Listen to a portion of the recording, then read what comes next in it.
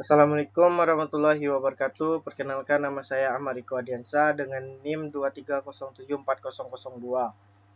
Baiklah, pada pertemuan kali ini saya ingin menjelaskan atau menganalisa dua artikel, yaitu untuk artikel yang pertama, analisis penilaian kinerja karyawan terhadap motivasi kerja pada perusahaan. Artikel ini dibuat oleh Esmi Fahdi Roswah, Huriana Ines Sumarian, dan Kriara Latifah Dinar, Sarlen Aulia Radian, Tias Wahyuni, Sri Sundari, dan terakhir yaitu Marisa Pakpahan.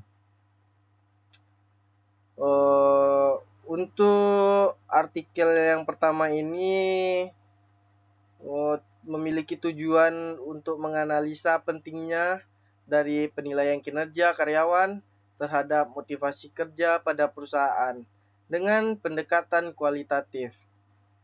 Metode ini menggunakan analisis dokumen seperti artikel yang terakhir jurnal terkait penilaian kinerja karyawan terhadap motivasi kerja.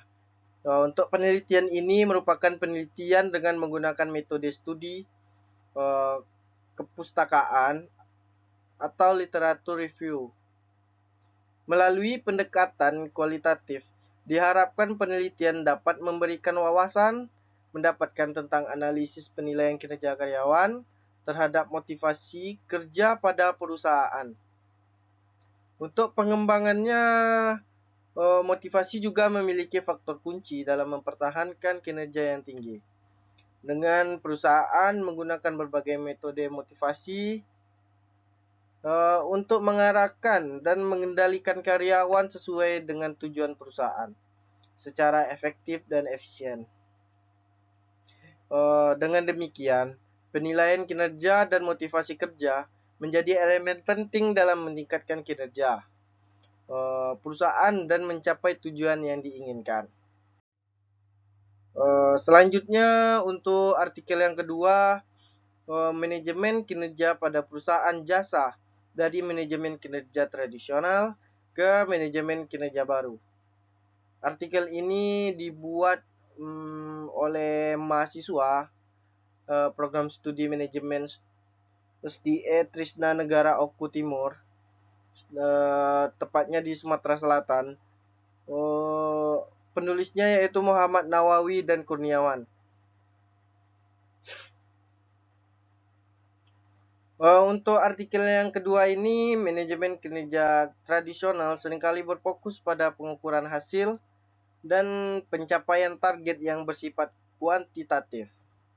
Sementara, manajemen kinerja baru lebih menekankan pada pengembangan karyawan.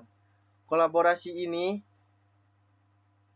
menciptakan nilai untuk jangka panjang. Manajemen kinerja tradisional mempunyai kelemahan-kelemahan dan tidak sesuai lagi untuk diterapkan oleh organisasi bisnis dalam memasuki persaingan yang bisa dibilang sangat ketat di pasar global. Perbaikan manajemen kinerja dilakukan secara berkelanjutan untuk mengantar kinerja karyawan, tim, dan organisasi ke yang terbaik lah. Agar efektivitas manajemen kinerja tercapai, organisasi bisnis perlu mengembangkan supervisi dalam melakukan perbaikan manajemen kinerja. Untuk model manajemen kinerja terdapat 4 tahap, yaitu perencanaan, implementasi, refleksi, dan yang terakhir kompensasi. Dapat dipergunakan untuk perbaikan manajemen kinerja. Penelitian ini menggunakan metode kualitatif dengan cara wawancara, observasi, dan dokumentasi pada beberapa perusahaan jasa yang telah menerapkan manajemen kinerja baru. Untuk selanjutnya, masuk ke perbandingan artikel. Yang pertama yaitu judulnya analisis penilaian kinerja karyawan terhadap motivasi kerja pada perusahaan. yang diterbitkan oleh Jurnal Manajemen dan Kinerja Fakultas Ekonomi dan Bisnis Universitas Islam Kalimantan Muhammad Arsyad Al-Banjari Banjarmasin. Artikel ini ditulis oleh Esmi Fahdi Roswah dan Ahmad Rifai dan yang terakhir Ahmad Setiawan. Untuk artikel yang pertama yang berjudulnya Analisis Penilaian Kinerja Karyawan Terhadap Motivasi Kerja pada Perusahaan.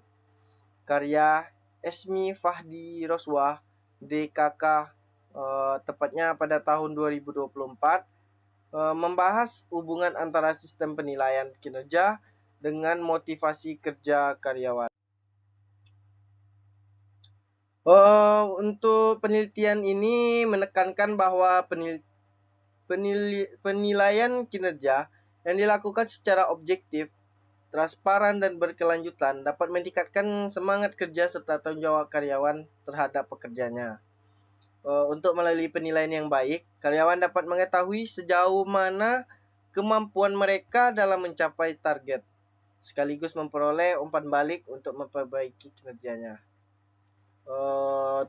Penulis juga menjelaskan bahwa penilaian kinerja menjadi dasar atau landasan yang sangat penting bagi perusahaan dalam mengambil keputusan terkait promosi, pelatihan, dan pemberian kompensasi.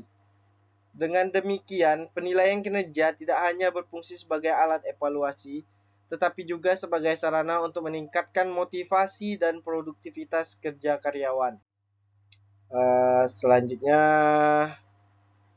untuk artikel yang kedua, dengan judul Manajemen Kinerja pada Perusahaan Jasa dari Manajemen Kinerja Tradisional ke Manajemen Kinerja Baru, yang diterbitkan oleh Jurnal Manajemen Sumber Daya Manusia dan Organisasi Fakultas Ekonomi Bisnis Universitas Islam Indonesia, yang ditulis oleh Muhammad Nawawi dan Denny Kurniawan.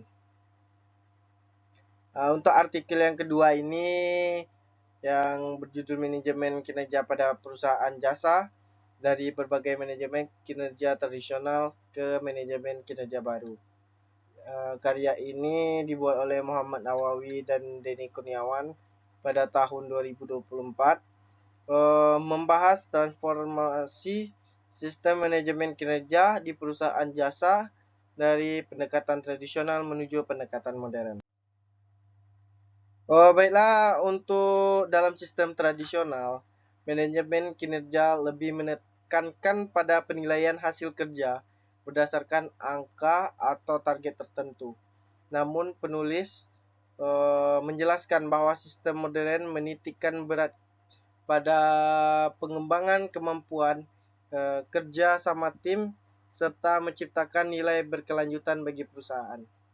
Artikel ini menguraikan yaitu 4 tahap penting dalam menjalankan kinerja berbasis Total Quality Management atau yang bisa disebut dengan TQM, yaitu perencanaan, implementasi, refleksi, dan kompensasi.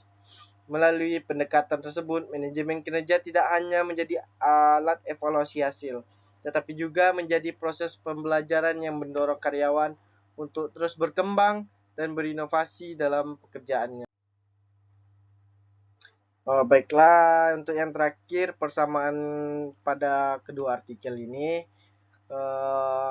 Untuk kedua artikel ini memiliki kesamaan dalam menekankan pentingnya penilaian dan manajemen kinerja sebagai faktor utama yang mempengaruhi peningkatan efektivitas kerja dan mencapai tujuan organisasi.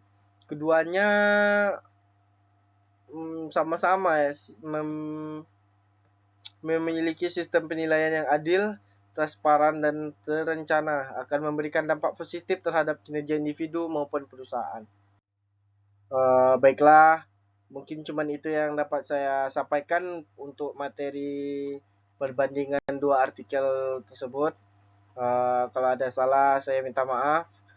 Saya akhiri, wabillahi taufiq wal hidayah. Wassalamualaikum warahmatullahi wabarakatuh.